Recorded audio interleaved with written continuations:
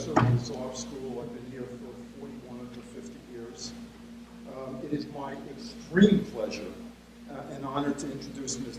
Kathryn Marinello, who received her MBA from Hofstra. I served as Kathy's thesis advisor at a time when there was a mandatory thesis.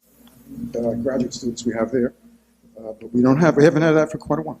As an offshoot of her thesis, Kathy and I published a paper titled Understanding the Impact of Overall Company Management Style on New Product Planning, and it was published in the Proceedings of the prestigious American Marketing Association Summer Conference.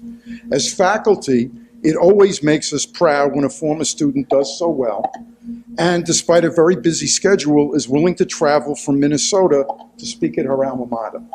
It has always been a source of amazement to me that the better she has done, the more she calls me Dr. Evans. She has never called me Joel, and it's amazing. Okay. Today, Ms. Marinello is a senior advisor for Ares Management. Previously, she was chairperson, let me change the title there, president and chief executive officer of Stream Global Services from 2010 to 14, and was chief executive officer and president of Ceridian Corporation from 2006 to 2010. Before that, she served in a wide variety of senior roles at General Electric for more than a decade. She was actually CEO of one of their divisions, which was Fleet Services, and at the time it was part of GE Commercial Finance, from 2002 to 2006, and at GE Insurance Solutions from 99 to 2002. Ms. Marinello has been an independent director on the board of General Motors since 2009, and Thrivent Financial for Lutherans since 2014. She's been a director of AB Volvo, the Swedish company, since 2014, RealPage since 2015, and Nielsen Holdings since 2014. She also serves as a director of the Greater Twin Cities United Way and the Minnesota Business Partnership.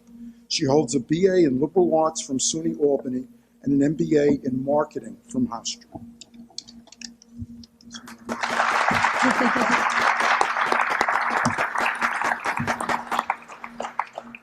Thank you for having me here, and it's a pleasure to participate in the celebration of the Zarb School of Business 50th anniversary. And I will always call you Dr. Evans. I can't help it. And I will always call you Dr. Berman. And maybe I can start there by answering two questions, which is why was I invited here, and why did I accept the invitation?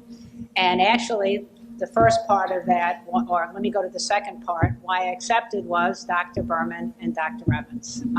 I think it's important that when you have success, that you remember who helped you get those successes and you share that wealth a little bit.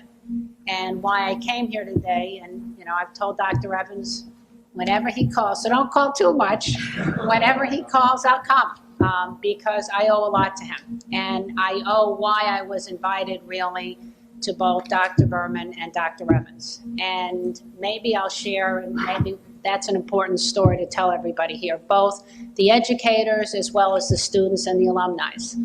And where it really made an impact in my career was both of theirs passion for learning. And they took their job, to a whole new level. I'd gone to SUNY Albany, had been in classrooms with 300, 400, 500 people where you took lectures and you had no idea what the professor was talking about half the time. And I'm not sure they cared whether you knew one way or another. And I came here to Hofstra, where we had a much smaller classroom setting, and we had wonderful professors like Dr. Evans and Dr. Berman. And what they instilled in me by example was a real passion for learning. But more importantly, the importance of sharing that passion with others and making sure those others share the experiences and the gifts they gave you with others along the way as you become successful.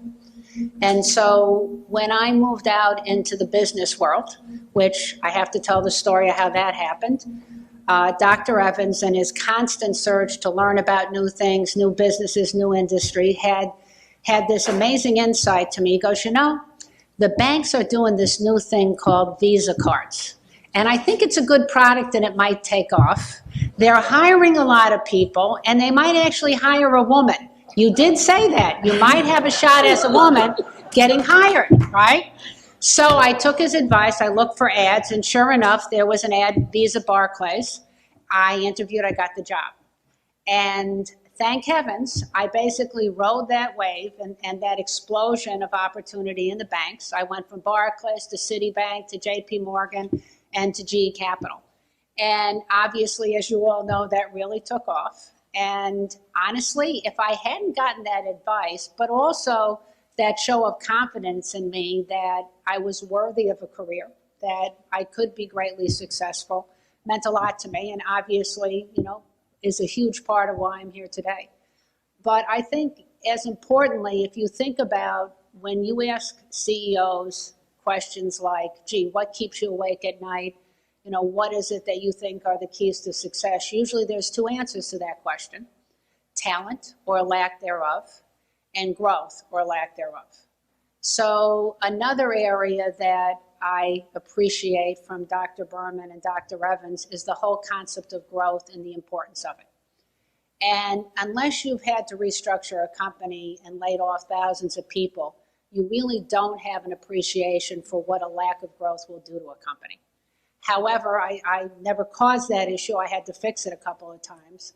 But what I can tell you is going out into the business role, besides valuing talent and understanding the best way to attract and retain talent, was to share learnings with them, to develop them, to hire a team of people who shared that same kind of joy and do great things, but put that energy into growth. And so growth is a process. Growth doesn't just happen. Growth takes things like distribution, takes things like the 4 Ps, takes sales efficiency, on and on and on. And now it's evolved into things like the net promoter scores that companies use. But he taught me, number one, that there is nothing more important in business, honestly, than growth. And number two, the way to achieve growth is through process, that there is work you have to do and there is magic to it. And that appreciation for growth ended up in me creating a fair amount of value for the companies I work for. So given the ability to attract and retain talent, given the ability to grow a company, I've been fairly successful. Now I sit on boards like General Motors and Volvo, Nielsen, big information company, RealPage, an internet company, so it's a fairly wide variety of boards. And what I can tell you is what companies care about and will care about 30 years from now and have cared about for the last 30 years is shareholder value. And what that is about is how do you create value, and once you've created that value, what do you do with it? And BlackRock just put out a letter to all the big companies that they invest in, and they do long-term investing, basically saying, we want to understand your capital strategy. And what they wanted to focus on was not how much stock repurchasing we're doing, not how much dividends we're paying out, but how much are we reinvesting back into our companies to grow our companies? How much are we putting back into that capital to drive long-term sustainable growth? And you can't do that unless you understand marketing, sales, distribution, the things that I learned in my MBA degree. So I think what made me successful, or the foundations that I got here that made me successful and why I was invited to talk here today, are going to be out there 30 years from now. That's not going to change. The value of leadership and talent, the value of growth, all those things, and how you do them really don't change, whether it's Nielsen's providing information on who buys what based on what advertising they see, or who buys what cars, or what construction equipment is used. All those things, it doesn't matter. The foundation and the skills that you use to drive growth around those things are going to be the same. And the talent you need and how you attract and retain the talent, that leadership skill, is going to be as much in demand out 30, 50 years ago as it is now. I think what will change is corporations' responsibilities to work with educators on providing more educators and talent like Dr. Berman and Joel Evans. I don't know where you guys came from and why you went into teaching. Oh. Dr. Evans, oh my gosh, he broke me down. in a moment of weakness. But, you know, where will schools go to find more great educators? The need for more advanced education is going to grow and grow based on what industries now demand. Where are we going to get these talented professors that are going to make huge differences in how we go about running these businesses? I think that's going to be a huge issue. How do companies collaborate and work with the schools and the educators on the curriculum as well as the talent that provides that curriculum? And I think that's probably a change that's coming, and it'll come out of the huge gap between the demands our companies have and our ability to meet those demands from the B schools.